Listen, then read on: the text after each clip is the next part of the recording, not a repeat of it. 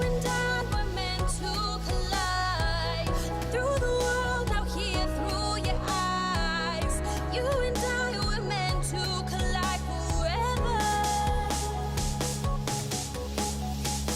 You and I were meant to collide. Through the world, now here through your eyes. You and I were meant to collide forever.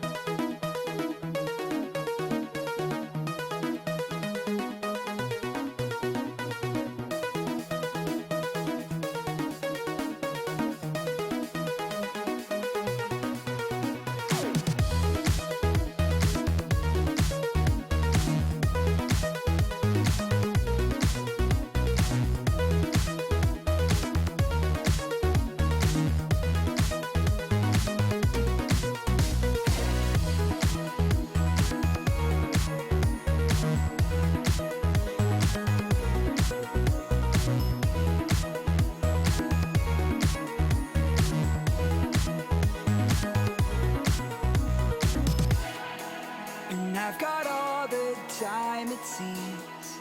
I'd rather see you in my dreams. And every chance to dance I'll take, if I can't see you again.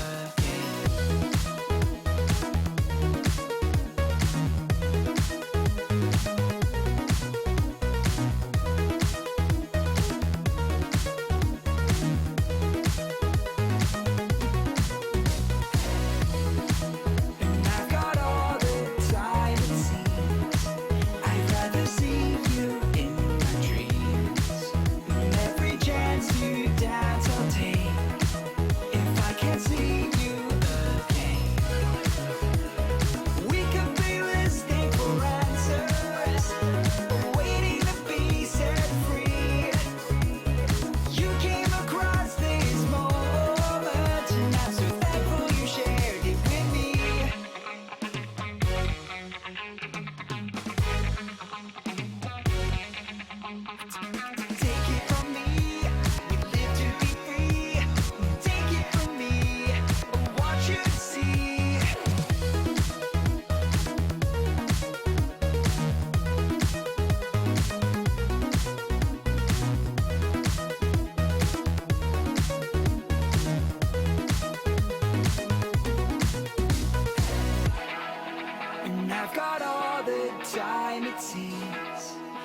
rather see you in my dreams. And every chance to dance I'll take if I can't see you again.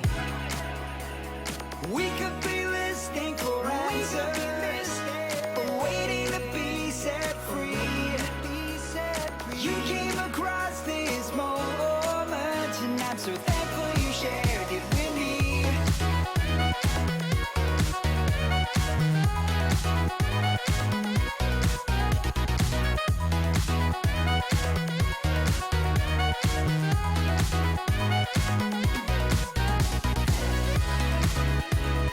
We could be listening for answers, waiting to be set free. You came across this moment, and I'm so thankful you shared it with me.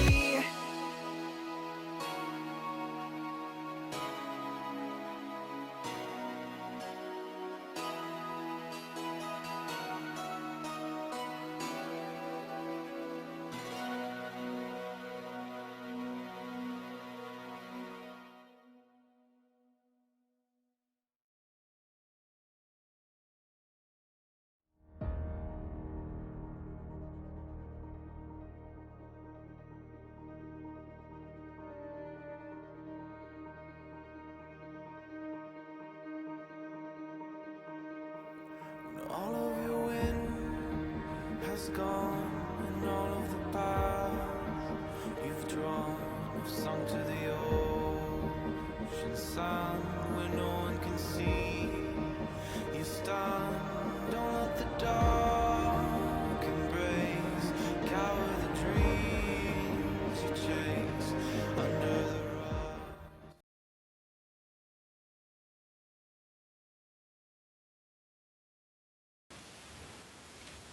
Hello everyone and welcome to the Chobo Star League, round of 32 Group D. Tonight's players are Baloo and Killua. We also have two others, Philip and Tech 4 tonight. First match is going to be played on Coda, which we're starting in now.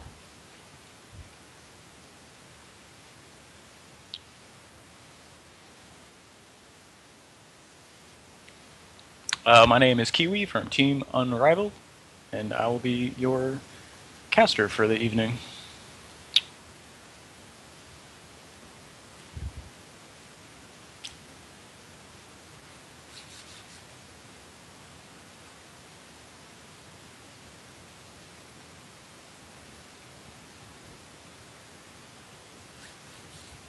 Alright.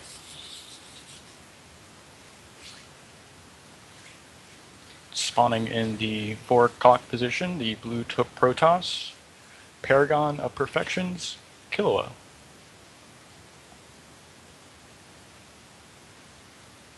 And spawning in the 8 o'clock position, we have Baloo.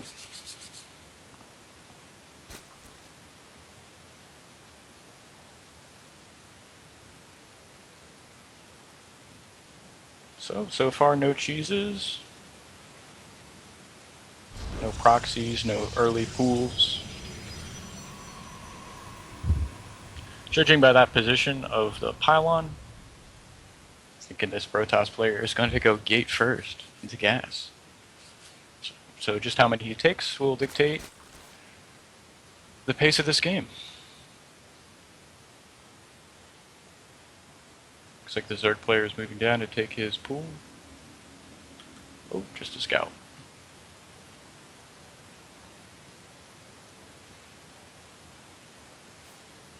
Can also pay attention to the early chrono boosts on the Nexus. Protoss player saving up for anything. Probably unlikely. Don't really see too much early game aggression from the gateway on one base.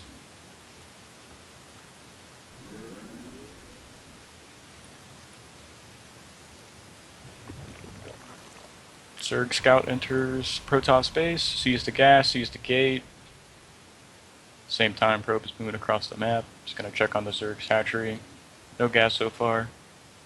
See if he lays down a pool or gas.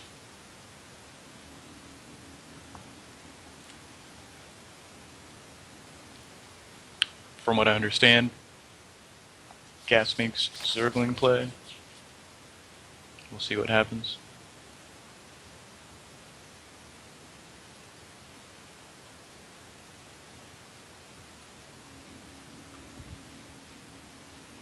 Protoss hasn't saturated his gas yet. Looks like that was in response to the Zerg's hatchery. He's gonna put down his Nexus at his natural.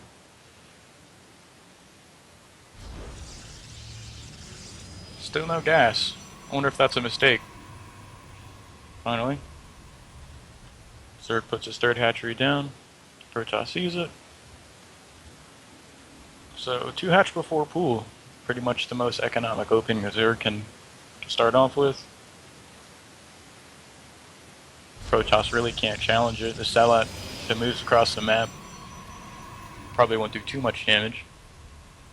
Might force some Zerglings out. Looks like he's just going to use it to block his ramp.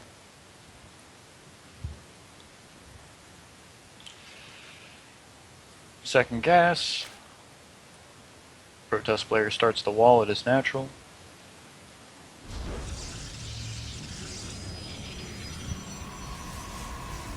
Still no gas from the Zerg. He's just droning away. Single queen coming out. There's a second queen. Both players just macroing up.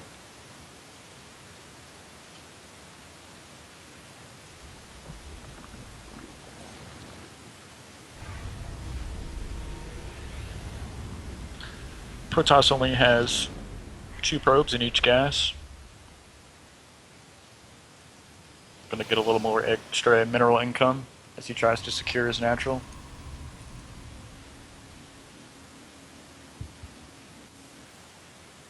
Protoss is sending his mothership core across the map, and he has a probe out.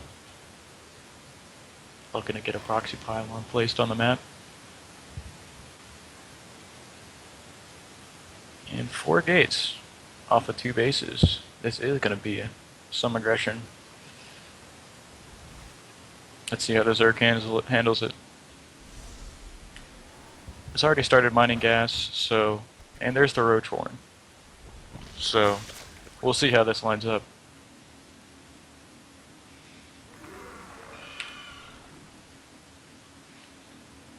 So, Zerg player sees it.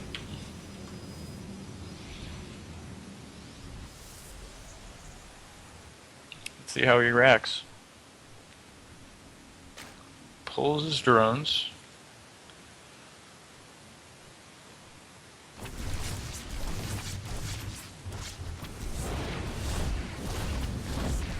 Just sellouts for now. Protoss player has a decent amount of gas saved up.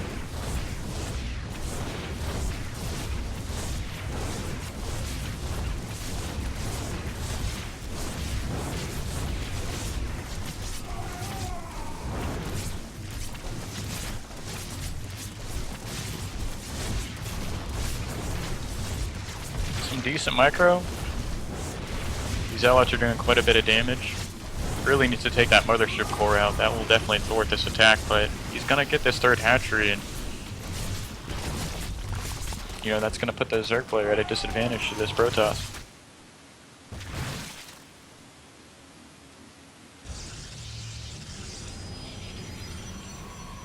However, Protoss player was not making probes behind this attack, so there is quite a harvester leak for the Zerg player. 40 to 24. Does have his lair out, and looks like he is just staying on Roach Tech for now. Moving across the map with 6 roaches. And ling speed completed. Let's see if he chooses to make some Zerglings.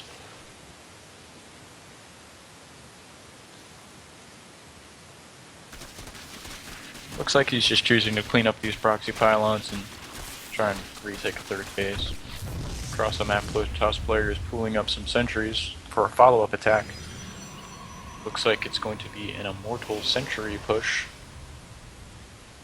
So far, just off of the 4 gates.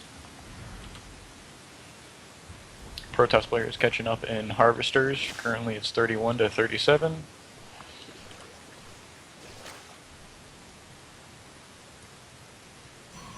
Really just has to saturate his mineral line at his natural with his gases.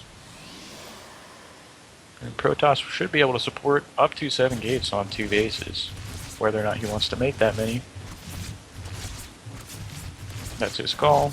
Zerg player's cleaning up the map. It does have creep being spread at the potential 3rd base of the Protoss. That's definitely going to slow down any kind of expansion. I don't think the Protoss has any ideas of doing that. Looks like he's putting down 2 additional gateways, going up to 6. Probably going to push out with the 2 Immortals. Let's see if he waits for a 3rd. Good scout from the Zerg player. Getting out his roach speed, +1/+1. That's definitely going to help this attack. Deflect this attack. Protoss player still has no upgrades, so... You know, depending on his saturation at his 3rd base, Zerg could have a pretty easy time deflecting this attack, especially if he's able to get some Hydralisks out before then. Protoss player is going to wait for the 3rd Immortal. Looks like he's going to stop probe production. Should be the last one. 16, 16. Really doesn't need those 2 extra probes, but hey. And that is a decent sized army. 7 sentries, 3 immortals, and he is just going to warp in a ton of units across the map as this push gets going.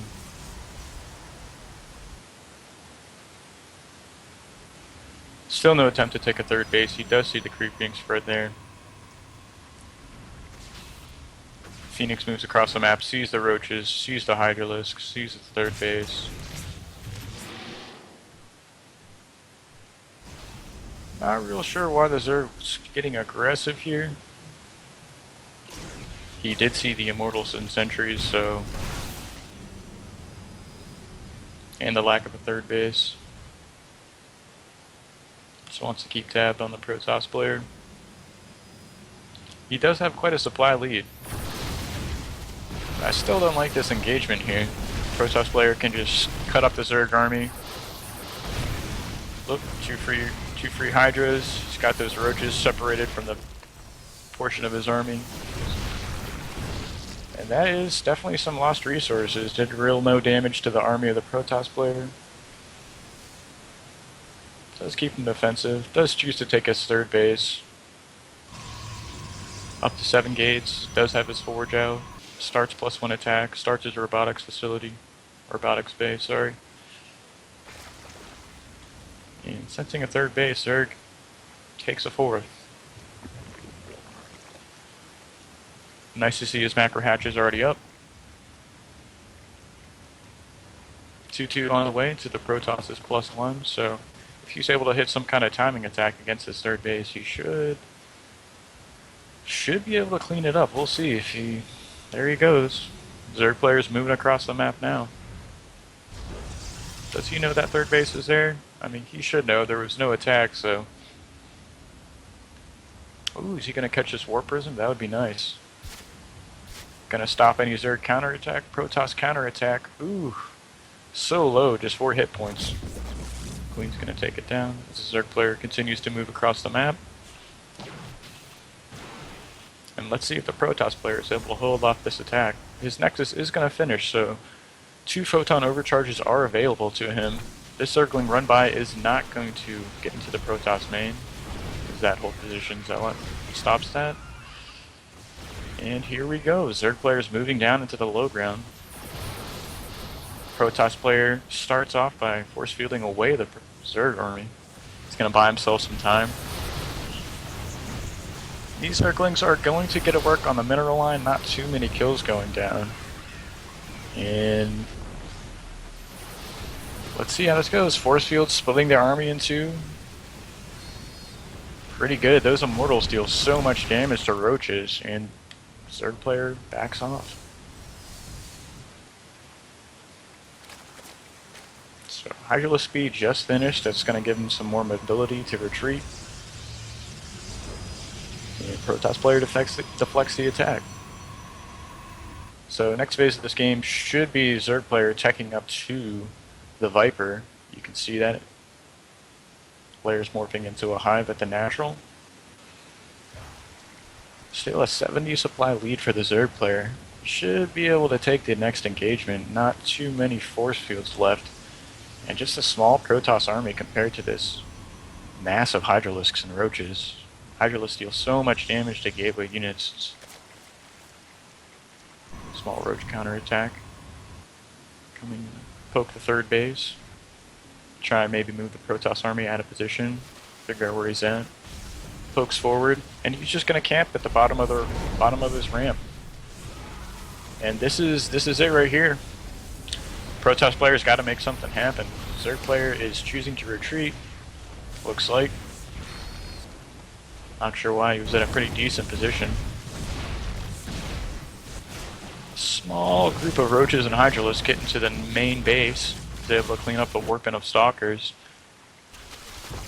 And Zerg player moves in again. Protoss is on the high ground. He's not going to be able to push up that ramp, but he should be able to move into the natural, as the Protoss really can't move in between these two ramps. You can see the large concave from the Zerg player. Ooh, Mothership Core goes down. That time work not really too good. Force fields are able to push the Zerg army back, but really not able to clean up any of it. Still a huge supply lead for the Zerg player, as this small Roach Hydra counterattack is just doing so much damage, really, to the Warpins. Not really able to join the main army, just having to use them. No upgrades going. This Protoss player better be careful, or this Cybernetic score is going to go down, and these Warpins aren't going to be able to clean this up piecemeal.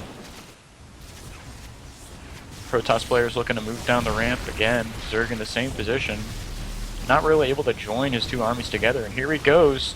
That is a lot of Hydralisks. Those Colossus deal a lot of splash damage. Are you commenting? Are you talking to someone? Are you Yeah, just this is streaming, yeah. It's who? It's streaming.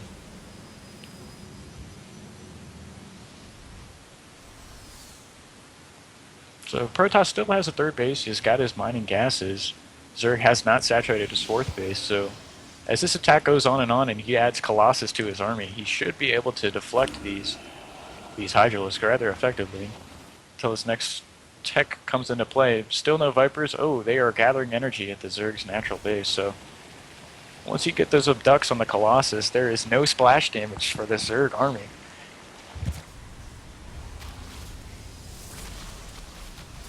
Looks like he's just biding his time, waiting for his 3-3 upgrades and Vipers to join the army. Another small group of Hydralisks moves into the natural. And this is going to force the Protoss's hand, moving away from his third base. Ooh, doesn't quite get that Colossus.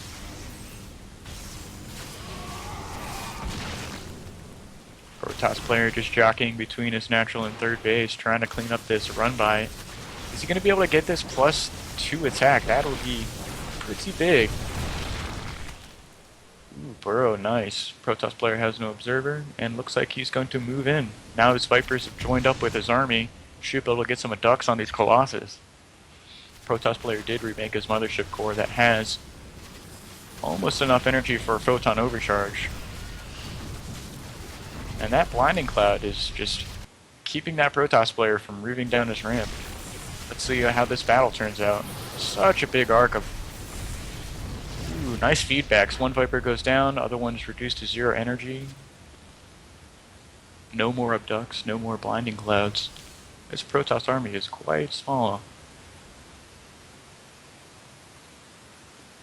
Now 5 High Templar, those aren't going to be too effective against just 2 Vipers. You could consider morphing 1 or 2 Archons to tank damage for this army. Zerg player finally saturating his 4th base. No intentions of taking a 4th, but the Protoss player feels confident enough to start his 4th base on the other side of the map while this is going on. And this pressure is just so effective. This small group of Hydralisk and Roaches could be unburrowed and take down this +2 attack before it finishes. And DT's warping. Now this is really going to help him out. There is no observers here, so these roaches are eventually going to be cleaned up. Not too much damage. Check the worker count. 61 probes to 59 harvesters now. You know, as the game goes on and the Protoss is able to get more and more tech out, his army does become cost effective against Roach Hydra Viper.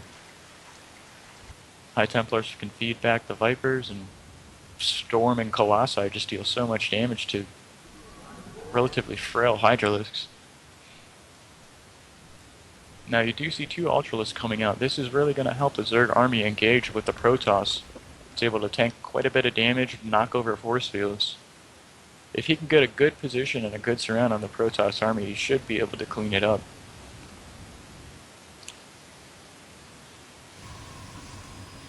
So you have 2 Colossus, 3 Immortals, 9 Stalkers, 5 Sentries, 6 High Templar, to the 17 Immortals, and 37 Hydralisks for the Zerg player.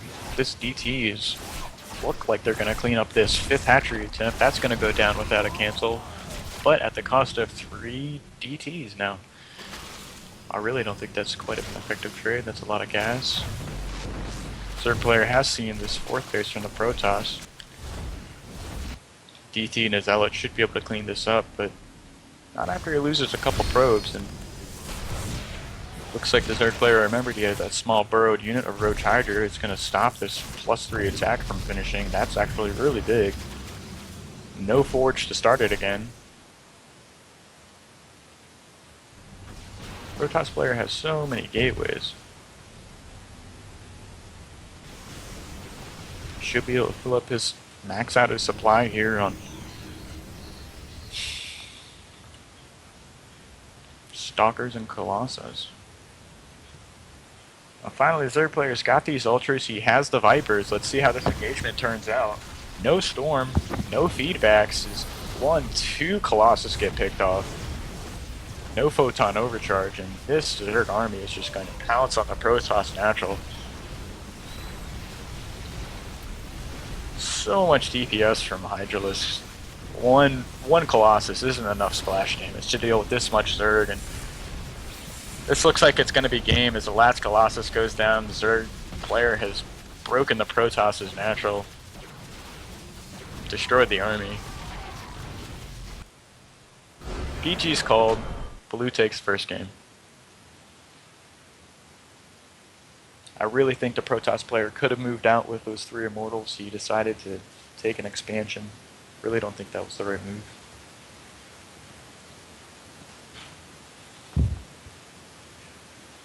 Pretty convincing victory from Blue.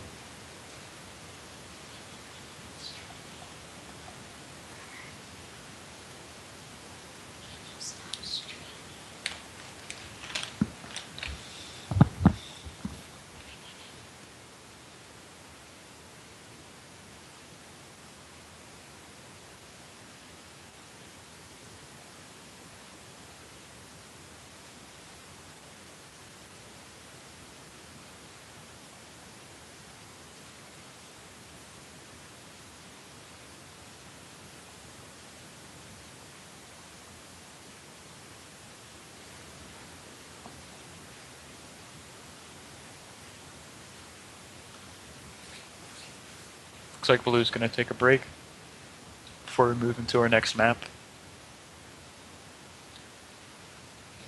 Blue vetoed Dash and Terminal. Killua vetoed Iron Fortress and Bridgehead. So map 2 is going to be Killua's pick. And looks like Terraform is going to be the next map. Haven't seen too many Zerg versus Protosses on that map. A lot of lanes, a lot of pathways for the Protoss player to abuse with force fields. So we'll see if the Zerg player decides to stick with the Roach Hydra composition or if he wants to move into something a little more mobile.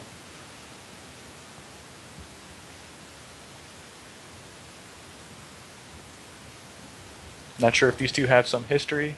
that 4 gate was kind of cheeky off the 2 bases. So let's see if Blewett is going to use that information in this next game. As we can see that the Protoss player likes to play kind of aggressive.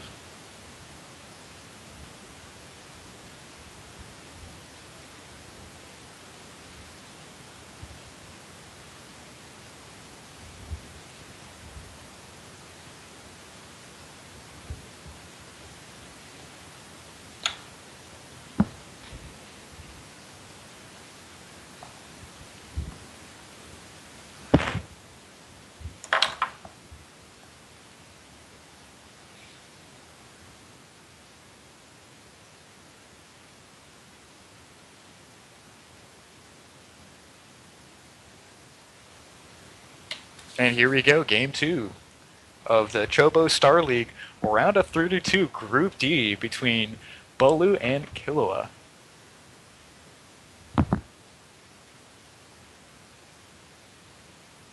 Terraform's going to be the second map of this best of 3. Spawning in the 3 o'clock position, pair OPs, Killua.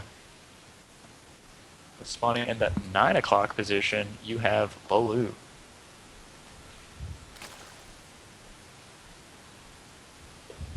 So there was no probe sent across the map. Looks like there's going to be no proxy shenanigans, which is completely unfortunate. And no early pull from the Zerg player so far. Once again, probe's going to be moving out, placing that same probe, same pylon, right above the ramp, which is going to allow him to wall that in with a Zealot.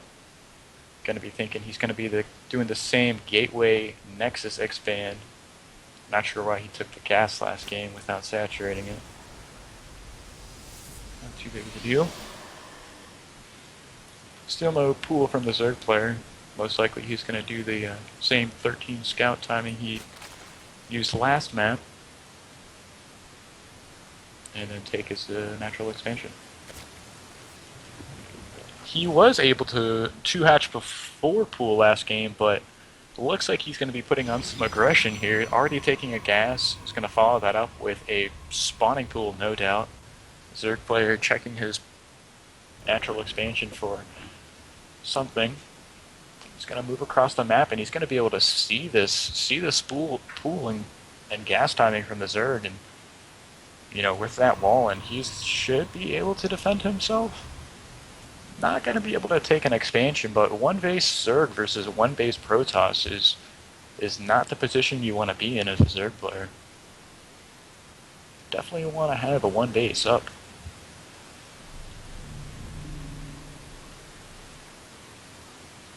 You need that larva, you need that economy. I mean,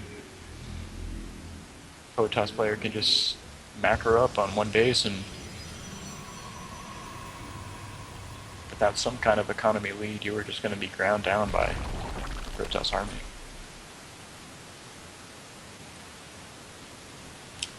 Cybernetic score coming up, and the Zealot. Don't think the Protoss player is going to use this to cross the map. He has to rally to right to that choke point. It's going to be able to stop these Zergs from getting into his main base, and you know, this is a lot of investment for really no damage. He even has speed coming up, a Bailing Nest, so I think the Zerg player is going to be looking to end this game really quickly. And a probe moving down from the Protoss. Looks like he wants to get this across the map. He has 2 probes out now, so if he's able to deflect this attack, he should be able to come up with some kind of counter-aggression. This sentry is really going to help deflect this attack. The ranged unit is going to be able to deflect these Zerglings away from the gateway while this Zealot holds down the fort. So let's see how many Zerglings this Protoss player chooses to make. He already has 5 Bailings coming in, and Zerglings are just trudging across the map. 10 more on the way, and speed is about to complete. Protoss player is choosing to chrono boost into his gateway. He's going to need to get them units out. Puts down another gateway in the back of his base. And like I said earlier, you know, Protoss Protoss player is fine on one base versus a one base Zerg, and all those Bailings. This does not look good. Protoss player now has no way of walling in his natural, and these Zerglings are just going to be able to move right into the Protoss main base. Pull some probes. He needs to get a pylon down, and oh no. Zerglings move into the Protoss mains, killing every single worker. That Mothership Core is not going to be able to stop this many Zerglings, and I think this is going to be a 2-0 victory for Blue. There's really nothing the Protoss player can do at this point. He's going to take out the pylon powering Warp Gate. That finishes. Sorry. Is denied at 1 second remaining. And there is just nothing this Protoss player can do. That should be it. GG. Ropes are not good against speed Zerglings. And that's it. 2-0 victory. Blue moves on to the winners match. The CSL round of 32 Group D. There you go, folks. That is how you cheese Protoss out of the game. Not a bad decision. He has a map. Had a map win up on the Protoss player and chose to end the series with a cheese.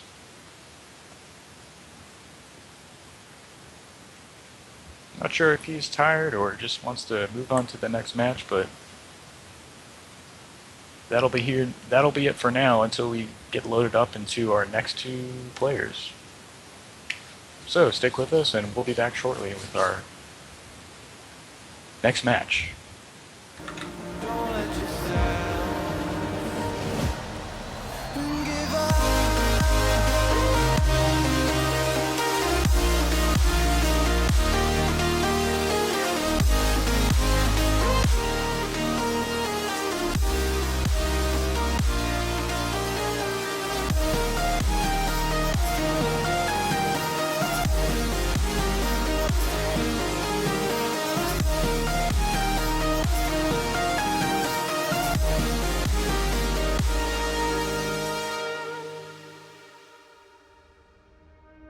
And all these steps that we take are leading us far away.